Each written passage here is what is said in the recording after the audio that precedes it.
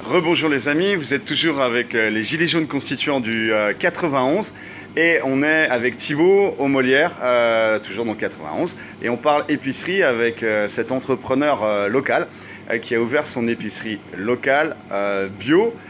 Il y a du bio, il y a du pas bio aussi. Il y a du bio, il y a de l'artisanal, il y a du local. Je voulais pas me cloisonner 100% dans le bio, avoir la liberté de faire ce que je voulais. Et j'ai bien fait parce qu'au niveau de la demande, ça me permet d'être plus près de la demande en fait. Donc voilà. Et on va parler aussi sous, projet, entrepreneuriat un petit peu. Ouais, bien sûr. Ouais, on le fait, ok, c'est cool. Donc là, c'est la viande, la charcuterie. Charcuterie, plat traiteur, et puis là des fromages à la coupe, donc beaucoup de fromages fermiers, AOP, IGP, donc voilà. Et puis après un peu d'épicerie, donc les fruits et légumes bio, les fruits de l'autre côté, et en fait ce que j'essaye de faire c'est de répondre aux besoins quotidiens des gens. Ce qu'on appelle au Québec un dépanneur. Ouais.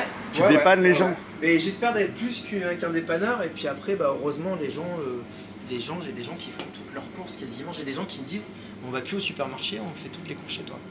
Donc ça fait plaisir.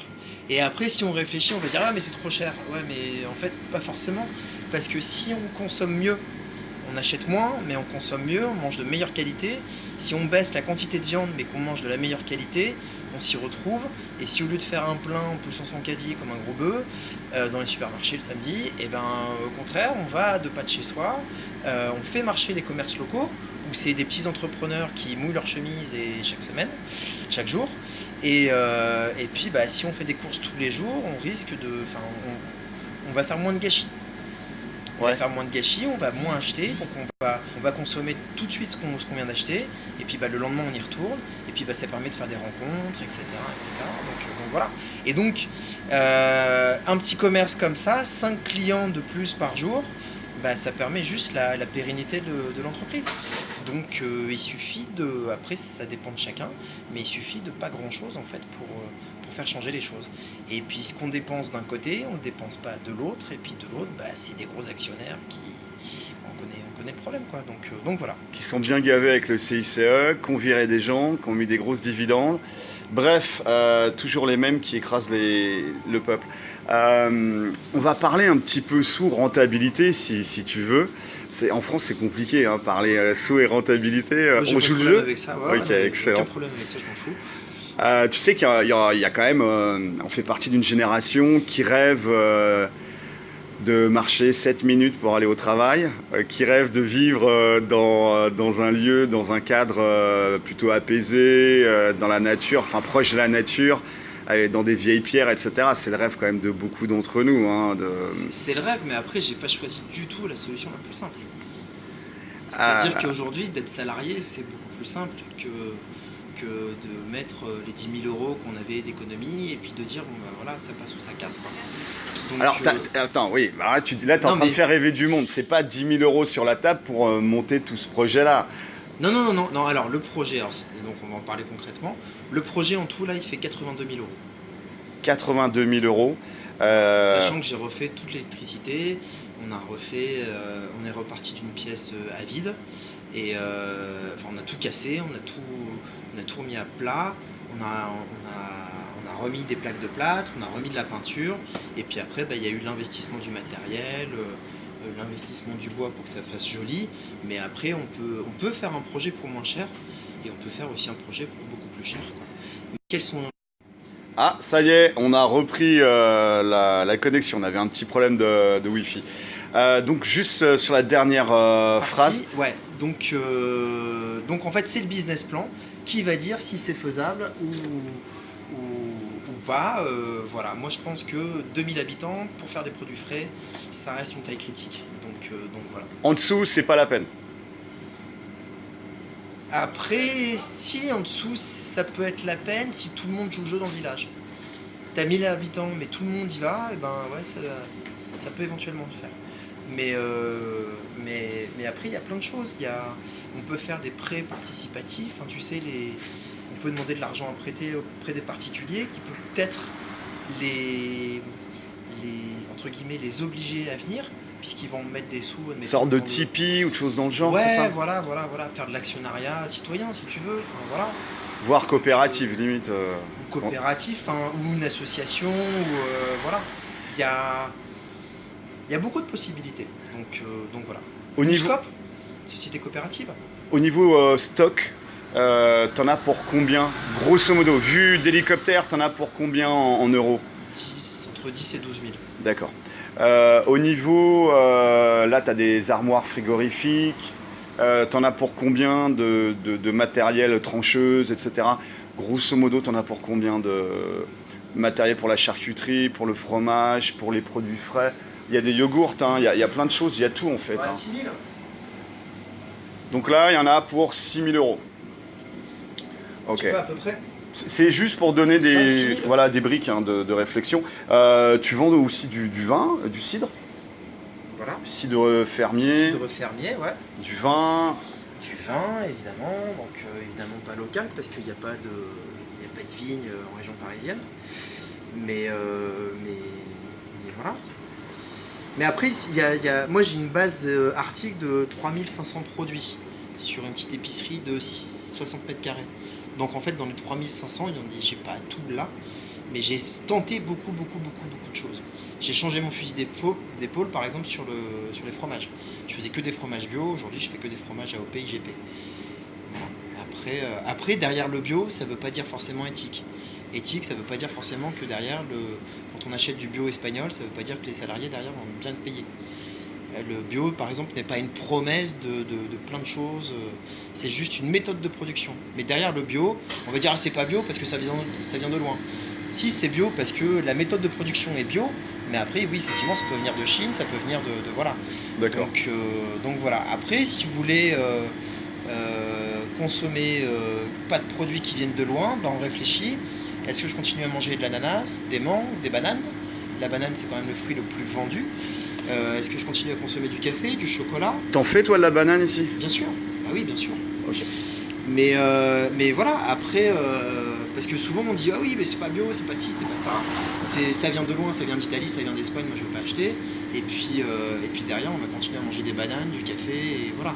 Faut rester cohérent avec voilà. Mais je pense aussi il y a un truc, il faut savoir encourager les gens. Il faut savoir quand moi j'ai monté l'épicerie. Faut encourager les gens juste à venir et pas juste avec des mots, faire aussi un acte d'achat, même si c'est pas grand chose, mais derrière ça permet d'encourager les choses et pas être tout le temps critique. Voilà. Ouais. Pour critiquer, il y a beaucoup de monde. Après, pour faire, il y en a moins. C'est-à-dire que si vous avez une critique à faire si j'ai un client qui a une critique à faire, il peut venir me voir et je ne vais pas le renvoyer vers un numéro de service consommateur où il va attendre pendant 10 minutes à appuyer sur 1, sur 2, sur 3 et puis voilà, donc faut pas tout confondre, quoi. Et après effectivement j'ai pas non plus la même puissance d'achat que Carrefour, donc il faut bien que j'applique une marge par rapport à ce que j'achète, quoi. Il y a de la bière là-bas. Bière locale, bière de Marcoussis et du Perrier-en-Yvelines. Donc là, c'est circuit court, local, comme pour les radis tout à l'heure que tu nous avais montré. Qu'est-ce que tu as d'autre en circuit ultra court? Les œufs, il y a des gens qui demandaient sur... Les œufs, après il y a aussi un problème d'économie d'échelle. Donc là, on a quoi? Là, c'est la pâte. Là, c'est la biscuiterie de la Vallée de Chevreuse. D'accord, donc c'est... Ça, c'est le miel des Molières. Produit ici. Produit ici. Donc voilà, et lui, les Molières. Ah ouais. Je viens de faire. T'essayes de développer, toi, le circuit ultra court, produit... Quand je peux faire, mais après, ce qu'il faut savoir, c'est que un producteur, par exemple Gaspard qui fait les radis, lui, s'il passe par un intermédiaire, il s'en sort pas. Soit je vends très cher, soit ce que je lui achète, ça lui rapporte pas suffisamment. Donc si lui il vend direct au consommateur, là il s'en sort. Donc c'est un problème d'économie d'échelle. Si admettons il produit, au lieu de produire, je sais pas, je vais dire des bêtises, mais 200 bottes de radis, si au lieu d'en produire 200, il en fait 200 000, effectivement il a un coût de production qui baisse. Donc faut pas penser que par rapport au prix, il y a aussi par rapport à un coût de production, par rapport au volume qu'on est capable de générer. Et les gens demandaient là, les œufs. Est-ce que tu as des œufs et puis quel est le prix des œufs? 2,50 sur les œufs bio de plein air, mais après c'est pas du... 2,50 l'œuf? Non, Ah. de 6. Ok, donc les amis, boîte de 6, 2,50 €. 2,50 € la boîte de 6 œufs avec élevé en plein air. Voilà. Ouais. Donc là, il y a du vrai goût d'œuf, quoi. C'est pas. Ouais, non, mais oui. Après, les œufs sont bons. Après, des fois, je travaille aussi avec la ferme des 4 étoiles qui produit des œufs. Et voilà. Bon, après, par rapport à des problèmes pas des problèmes, mais par rapport à des normes d'hygiène, voilà, ce qu'il faut savoir, c'est qu'il faut un bâtiment où l'œuf sort du cul de la poule et un autre bâtiment où on prend les œufs, on les met dans les boîtes. Il faut faire 2 bâtiments comme ça. D'accord. Donc voilà, les normes d'hygiène, les normes, c'est ce qui nous tue. Les normes, c'est ce qui nous tue, c'est ce qui tue les petits et c'est ce qui permet aux gros de pouvoir s'en sortir. Et en fait, après, on voit le problème avec Lactalis, c'est qu'ils peuvent faire leur propre contrôle, mais derrière, en fait, ils continuent à distribuer du lait qui est périmé et qui où il y a un problème dessus et on file ça à des bébés, quoi.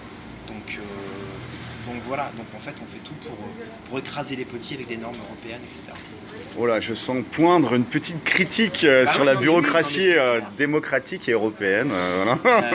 Évidemment, tu vois, regarde, par exemple, je te prends ça. Citron Italie, catégorie 2. Tu sais ce que c'est la catégorie? Bah, tu vas me le dire. Ta catégorie extra 1 et 2. Si ça, j'oublie de le mettre, c'est 1 500 € d'amende par manquement. Oh là.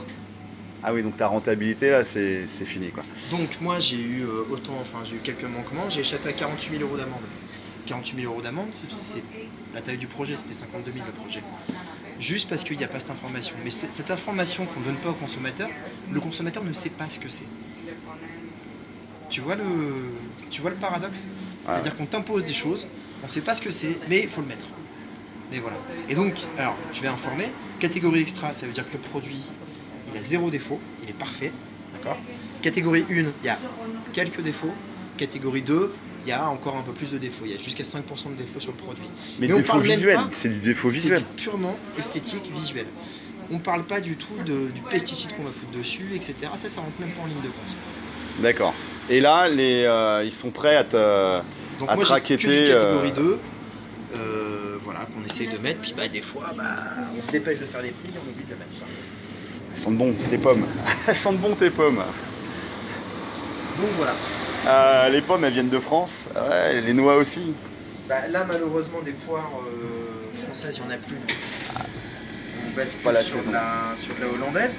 Mais après, c'est pas compliqué. Moi, si les gens, parce que je mets Hollande, bonjour. Si je mets Hollande sur les poires et que les gens disent ok, j'achète pas parce que ça vient d'Hollande, moi j'ai acheté 13 kilos de poires, mais je sais que il faut plus que je propose des poires d'Hollande. C'est l'histoire de l'offre et de la demande. Si on reste juste là-dessus, sur l'histoire de l'offre et de la demande, déjà ça permet de réguler les choses, quoi. Tu parlais tout à l'heure de 52 000 € et de 82 000 €. L'enveloppe globale du projet, c'était 82 000 €. Oui, pardon. Oui. D'accord. Et 52 000, c'était ce que tu avais demandé à la banque. Voilà, c'était les emprunts sur 7 ans. Voilà, sur 7 ans. Au niveau de ta clientèle, déjà la population des Molières, c'est une population jeune, âgée. Comment ça se passe? On est près de Paris, donc. C'est une population, non, il n'y a pas beaucoup de jeunes. Les jeunes. C'est compliqué d'habiter au Molière, d'avoir un studio au Molière quand on est jeune étudiant. Puis de toute façon, ouais, non, c'est pas. Donc c'est plutôt des petits couples qui s'installent? C'est plutôt une population active. On va dire que l'âge médian il est à 45-50 ans, je dirais. D'accord. Il y a beaucoup de personnes âgées aussi ici? Ouais. Et comment ça se passe? En tête, mais Et comment ça se passe avec ta clientèle? Ta clientèle, est-ce qu'elle est à l'image de la population ou finalement c'est plutôt les anciens qui sont contents de retrouver leur épicerie locale ou... Plutôt la population active. Ah, c'est plutôt des actifs en fait? En fait, il y a... Bonjour. Bonjour. En fait, le bio, par exemple, ne parle pas forcément aux anciens. Voilà. D'accord. C'est-à-dire que pour eux, c'est cher. Parle fort parce que là, le micro est mauvais. Le problème, c'est qu'il y a une population. J'ai des clients qui sont plus anciens, donc c'est rigolo. Le bio, pour eux, c'est cher et c'est là c'est du business. Voilà. Pour les anciens. Pour les anciens. Alors que nous, notre génération, 30, 40, nous on prend vraiment en pleine planche Donc ouais, pour nous c'est important. D'accord. Et est-ce qu'ils sont contents, les anciens, d'avoir cette proximité aussi quand même? Si. Mais ça a mis du temps. Ça a mis du temps de me connaître, que le rapport de confiance se crée, etc. Ça a été... Et moi, ça a vraiment décollé quand il a commencé, quand il a neigé l'année dernière et que tout était paralysé. D'accord. Ah oui, parce que là, il n'y avait pas d'autre choix. Comment ça se passe avec la mairie, le département? Est-ce qu'il y a eu des coups de main? Est-ce qu'il y a eu de l'aide? J'ai eu 0 subvention. Ah oui, donc là, bon, d'accord. C'était pas le maire que tu as rencontré qui était en place. Et comme on faisait pas partie du parc, bah du coup j'ai eu 0 subvention, 0 aide. Alors que je suis allé au CCI, j'ai dit qu'il y avait... Alors, jargonne pas. CCI, c'est quoi? C'est la Chambre de commerce et d'industrie. Hein. Voilà. D'accord. Donc il m'a aidé à monter le projet, mais qui m'a pas du tout aidé à... Si, ils m'ont aidé à avoir les 2 prêts d'honneur, de 2 fois 10 000 euros. Mais j'aurais pu bénéficier d'aide européenne qui s'appelle le FISAC, qui est un fonds d'investissement. En fait, c'est un impôt qui est donné par les grands supermarchés pour la réimplantation de commerces locaux.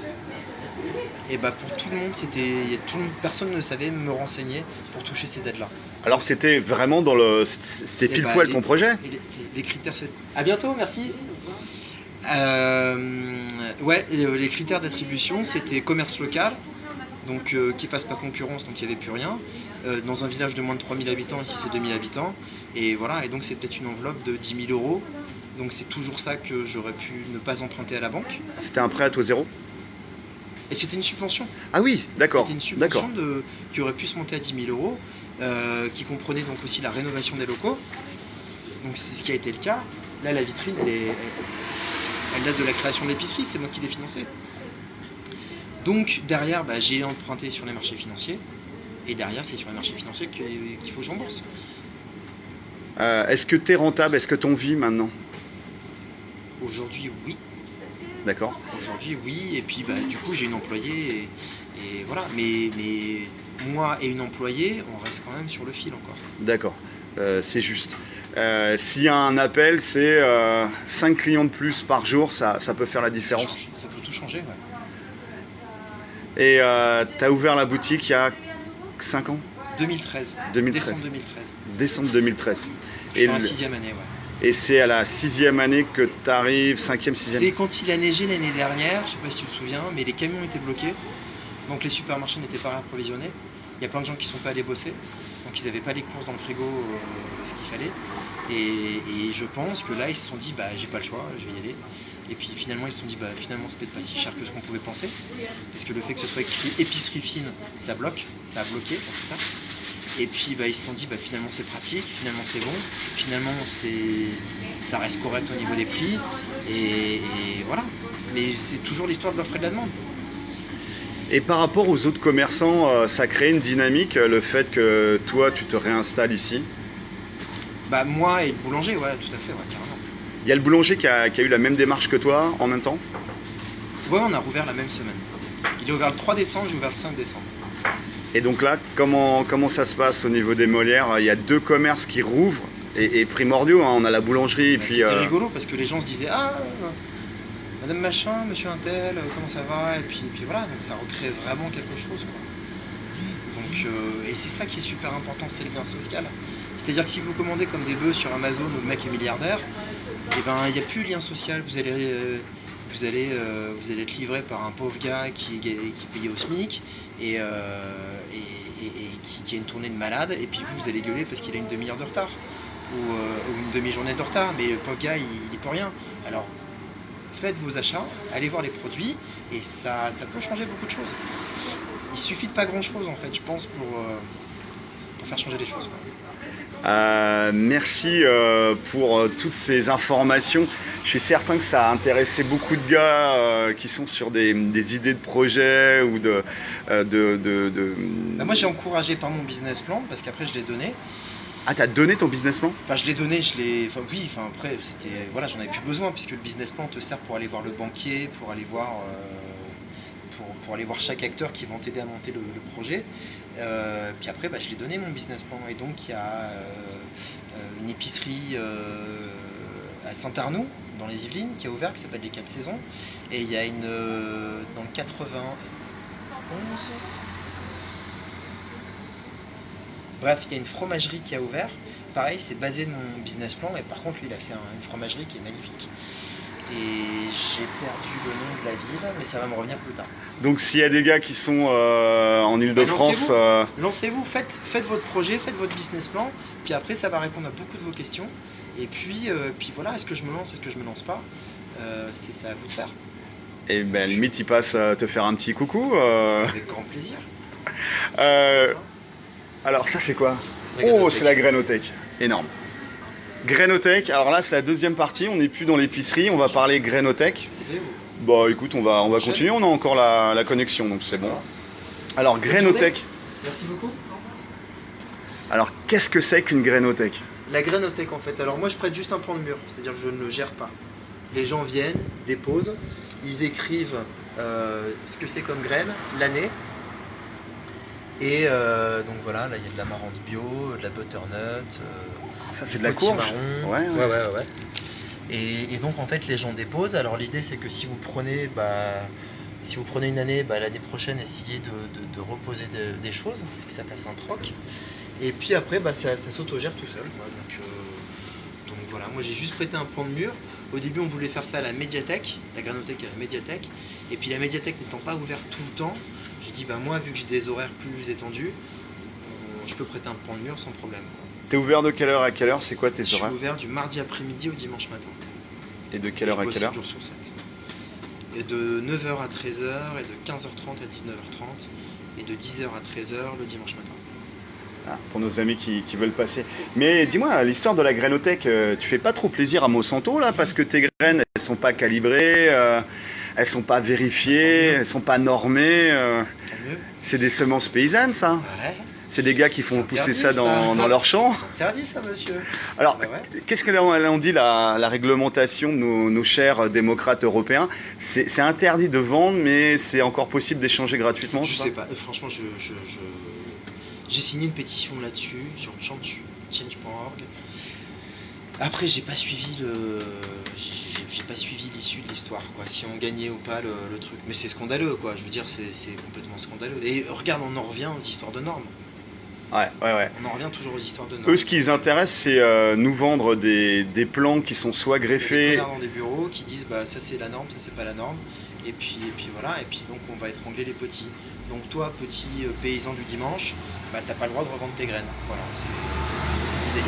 Mais tu as le droit d'aller à Gamme Vert, aller acheter des pieds qui sont greffés ou des hybrides qui donc vont pas donner, la prochaine génération, ça va être différent des fruits que tu as récoltés.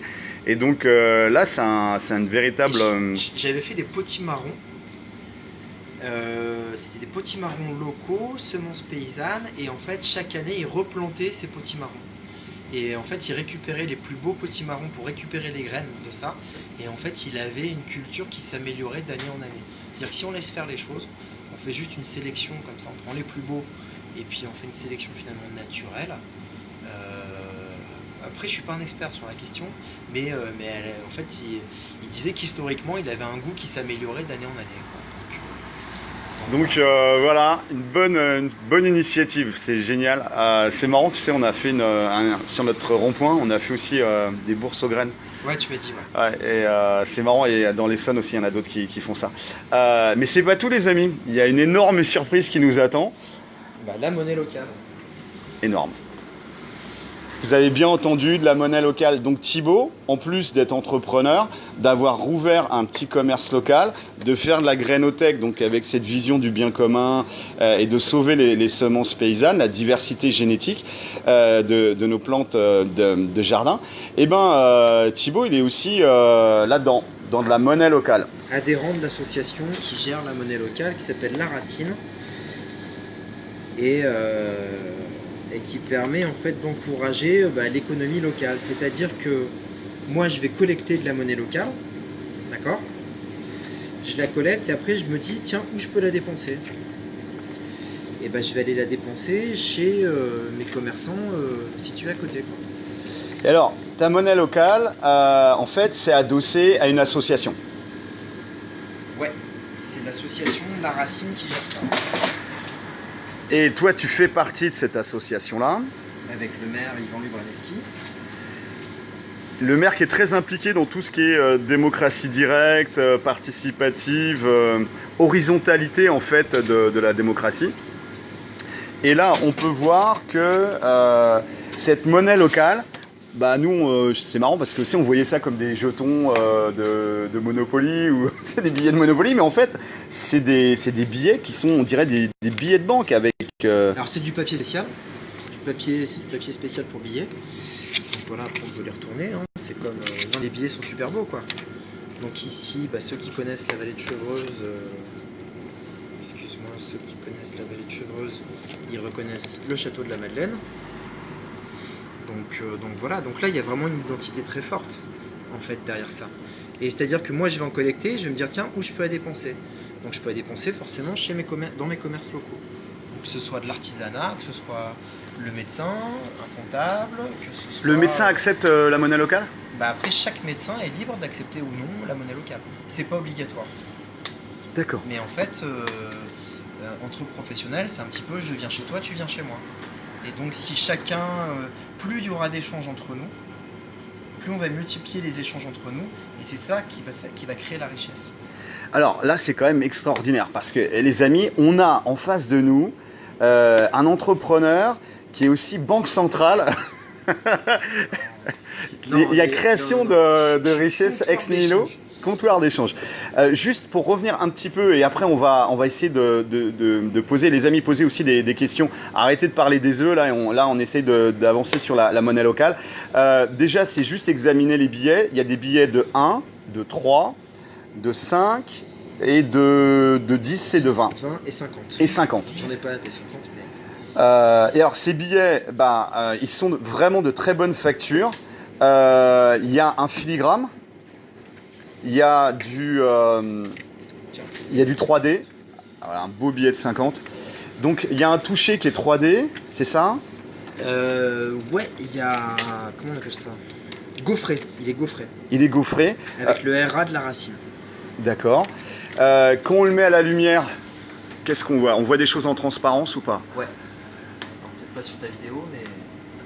Donc on a pratiquement là comme un vrai billet, enfin comme un billet de... En fait, le billet n'est que une monnaie d'échange. Et le fait que la banque centralise tout à chaque fois, bah, la banque se gave à chaque fois. Ce qu'il faut comprendre, c'est qu'à chaque fois qu'on paye avec sa carte bleue, je le fais, hein, j'incrimine personne qui le fait, mais chaque fois qu'on paye avec sa carte bleue, on paye une commission à la banque. Donc sur chaque achat que vous faites avec votre carte bleue, vous donnez une petite partie que vous dépensez chez le commerçant à votre banque en fait.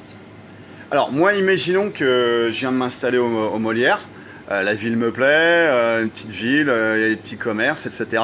Et je dis, ça c'est une bonne idée. Et je vais m'acheter pour, 100 euros de monnaie locale. Quel est le taux de change ? 1 pour 1. 1 euro, c'est une racine, c'est ça ? Exactement. Alors j'arrive, je viens de voir, bonjour Thibaut, j'ai acheté mes œufs et je vais acheter de la monnaie locale. La monnaie locale, je vais passer par toi, tes bureaux de change pour cette monnaie locale. Bureau d'échange. Mais il y en a d'autres en fait dans la région qui sont dans ce réseau de la racine. Ouais. D'accord. Donc il y a un site web qui s'appelle La Racine-monnaie locale. D'accord. Non, La Racine. Attends. Alors. Voilà. laracine-monnaie.fr. Et donc, pour utiliser cette monnaie, il faut être adhérent de l'association. C'est une obligation légale. D'accord. Et donc, il y a juste ça à remplir. Voilà. Nom, prénom, adresse, code postal, commune, téléphone. Donc, pour utiliser cette monnaie locale, on rentre dans cette association. Et donc, sur les commerçants qui jouent le jeu et qui acceptent la monnaie locale, vous pouvez adhérer à l'année sur cette association. Alors, comment utiliser la racine ? Voilà, on fait zoom dessus. Et puis, les effets bénéfiques de la racine. Donc, vraiment, ce qu'il faut vraiment comprendre, c'est que si Bah, tu te souviens hier quand on s'est rencontrés dans le bar, je vous ai dit, moi je vais dépenser 20 euros dans le bar. Et puis le bar vient ici, puis il va acheter de la salade, des fromages pour son commerce. Moi je reprends les 20 euros, je vais aller boire un coup, et puis voilà. En fait c'est toujours le même billet qui va s'échanger à chaque fois. On est d'accord? Il y a la création de richesse entre-temps. Voilà, en fait c'est exactement le même, alors qu'on prenne 20 racines ou 20 euros, c'est exactement pareil, mais c'est toujours le même billet, à chaque fois il y a 20 euros qui est dépensé d'un côté, de l'autre, etc. Mais en fait c'est ça qui crée la richesse. Et donc là, on est quand même très loin de la création monétaire aux mains des banques privées, des banques commerciales au niveau de l'Europe, où les gars se goinfrent et nous contrôlent finalement. Souvenez-vous de la phrase du patron de Rothschild, l'ancêtre, celui qui était à l'origine de la dynastie Rothschild, où il disait laissez-moi la création monétaire et je n'aurai pas à me soucier de qui fait les lois. Et donc là, vous avez court-circuité en fait l'oligarchie là. On reprend en main notre économie. Et après, c'est quelque chose qu'après on peut mesurer. Donc les professionnels doivent payer 45 euros par an. Alors toi, en tant que professionnel, ou la boulangerie, on va dire que la boulangerie accepte les racines, pour adhérer à l'association, c'est 45 euros. Par an. Par an. Et 8 euros quand tu es un particulier. Par an. Par an. Voilà. C'est moins d'1 euro par mois qu'on file à une asso. Donc voilà. Et là, c'est de la création monétaire en ultra local et en version sécurisée.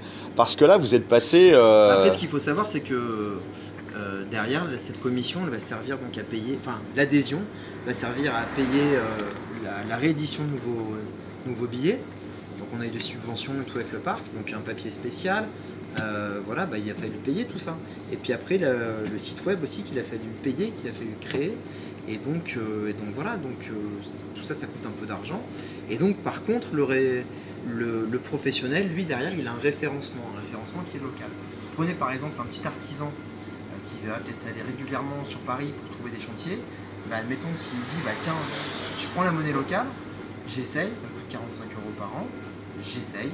C'est pas parce qu'on la prend une année qu'on est obligé de la reprendre les années suivantes. Donc voilà, il essaye une année. Et puis, du coup, ça va lui garantir d'avoir des chantiers qui seront locaux. Donc, il va faire des économies d'essence. Il va peut-être avoir un meilleur bouche à oreille puisque ce sera plus près de chez lui. Et puis voilà. Mais en fait, plus on y réfléchit à cette monnaie locale, plus je trouve de bonnes raisons et j'en trouve pas de mauvaises. Pour l'instant, il n'y a pas de point négatif sur la monnaie locale? Non. Alors après, ce qui peut éventuellement être un frein, c'est que en tant que professionnel, les particuliers ne peuvent pas le faire, mais en tant que professionnel, je peux retransformer mes racines en euros. D'accord. Et pour ça, on doit payer une commission. D'accord? Sachant que sur chaque commission, sur chaque opération bancaire, c'est un demi% qu'on paye à la banque. Là, c'est 1% que je vais payer pour retransformer mes racines en euros. Mais en fait, cette commission, elle est incitative. Ce qu'on veut, c'est inciter les commerçants à redépenser localement. D'accord? Donc, si moi je redépense mes racines localement, donc par exemple Pachamamay, qui fait de la cosmétique solide, voilà, eux, je peux régler mes factures chez eux en racines. Vol Céleste, je peux régler mes factures chez eux en racines. Donc là, on parle de cosmétiques, une boîte de cosmétiques et une boîte de bière, une brasserie locale. Et là, la boîte de cosmétiques, elle est aussi locale, elle est dans la région. Elle est là au Molière. À Pachamamay. Pachamamay, excuse-moi. Et donc, toi, tu les règles en racines. Je les règle en racines. Et en fait, ça, c'est transparent par rapport à l'asso. Est-ce que vous comprenez aussi, donc moi je m'adresse à ceux qui regardent, mais à chaque fois que vous dépensez en carte bleue, on sait à quelle heure vous y êtes allé, à quelle seconde vous y êtes allé même, combien vous avez dépensé, chez qui vous êtes allé, combien de fois vous y allez, etc. Il y a un traçage qui est flippant. Là, avec la monnaie locale, ça reste du billet, mis à part l'adhésion et puis le change, après vous dépensez l'argent que vous voulez, il n'y a aucune trace. Là, ça nous fait penser aux grandes orientations de la politique économique européenne, où ils veulent en 2022 supprimer le cash. C'est inscrit dans la GOPE, les grandes orientations de la politique économique européenne. Ils veulent supprimer le cash pour 2022. Donc là, tu es en train de me dire que avec ce système associatif de monnaie locale, il y a un moyen de lutter contre ça? Carrément. Il y a même des grands économistes libéraux qui disent que la crise, on a mis 10 ans sans remettre la crise de 2008, on en sort tout juste. On atteint tout juste le niveau qu'on avait en 2000, avant la crise, quoi. Mais s'il y avait eu plusieurs économies, plusieurs monnaies locales, ça aurait été beaucoup mieux amorti. Parce que si on fait différentes petites monnaies locales, et bah du coup, ça veut dire que les professionnels ont appris à travailler ensemble. D'accord? Au lieu que chaque professionnel ou de métier de bouche aille, par exemple, tout le monde va chez Métro, bon bah voilà, si on sort une partie de ses dépenses hors métro et puis parce qu'on va à côté, et ben oui, ça coûte peut-être un peu plus cher, mais ça permet de garder un commerce à côté. Et plus il y a de commerce dans une ville, bah plus ça rend la ville attractive et plus on a envie d'y aller.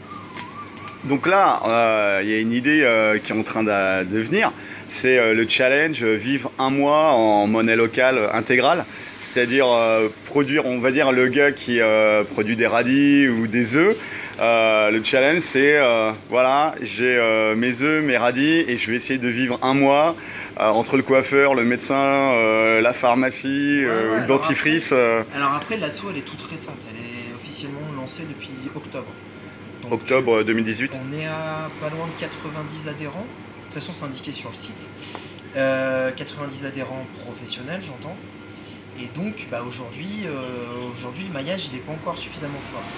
Mais la monnaie basque, qui est la première monnaie européenne, qui s'appelle l'Eusko Moneta, c'est la première monnaie locale, hein, tu voulais dire. Européenne. Alors, c'est une monnaie locale européenne. Non. Explique-nous. Dans les monnaies locales, ouais. C'est la première, c'est la plus grosse en Europe. D'accord. Et c'est une monnaie qui est basque, voilà. Donc à la fois sur la France et l'Espagne. Alors l'Espagne, je suis pas sûr, non, je crois que c'est que côté... que côté français. Côté français, me semble-t-il. Et en fait, eux, ils ont fait une monnaie pour le Pays basque. Voilà. Alors, explique-nous ça. Bah, eux, par exemple, dans leur charte, ils ont rajouté que chaque professionnel doit écrire son menu, chaque restaurateur doit écrire son menu dans les deux langues. Ça, c'est énorme. Basque et en français, pour sauvegarder la langue basque. La culture basque. Mais on peut imaginer ça pour les Bretons, par exemple. On peut imaginer ça partout, quoi. Savoir. Pour les Corses. Voilà. Ouais, bien sûr. Mais il y a une monnaie en Corse. Mais ça prend pas. Ça prend pas parce que les gens n'y croient pas. C'est-à-dire que les tickets resto, c'est complètement accepté, alors que en fait, c'est une véritable arnaque puisque ça coûte cher vous regardez, ceux qui ont des tickets restaurants, il y a un petit truc à découper. Bah ça, quand vous le dépensez chez votre commerçant, le commerçant doit découper chaque coin. Donc ça fait de la manutention à payer un mec juste pour faire ça. Il faut les cumuler. Une fois qu'on les a cumulés, il faut les envoyer. C'est Sodexo derrière. Entre autres. Il y a plein, il y a 4 gros machins. Et donc après, il faut les cumuler, on va les envoyer, on va payer l'envoi. Après, on va encore attendre une semaine d'avoir le virement. Et là, sur la fin, ils vont nous faire un virement, ils vont prendre 3 à 5% du montant qu'on a envoyé. Donc ça coûte cher, il faut du personnel pour s'en occuper, et derrière en plus on n'a même pas la totalité de la valeur du billet. Et on n'a pas le droit de réutiliser les billets, c'est interdit. Là le billet, moi je l'encaisse. Tu parles des tickets restaurants. Des tickets restaurants. D'accord. Moi la monnaie locale, là, je la collecte, et après je peux la redépenser chez qui l'accepte. D'accord, bah écoute, je te remercie pour tout, c'est ultra intéressant. On va juste redonner l'adresse du site internet, donc laracinemonnailelocale.fr. On l'a, voilà. Et on vous invite à vous pencher là-dessus. On est gilets jaunes, on essaie de trouver des solutions pour sortir par le haut de cette crise institutionnelle, constitutionnelle, etc. Mais il faut aussi penser ultra local. Et donc, comme on dit toujours, c'est aussi une évolution / révolution intérieure dans notre façon de consommer, dans notre façon de concevoir les choses. On en apprend tous les jours.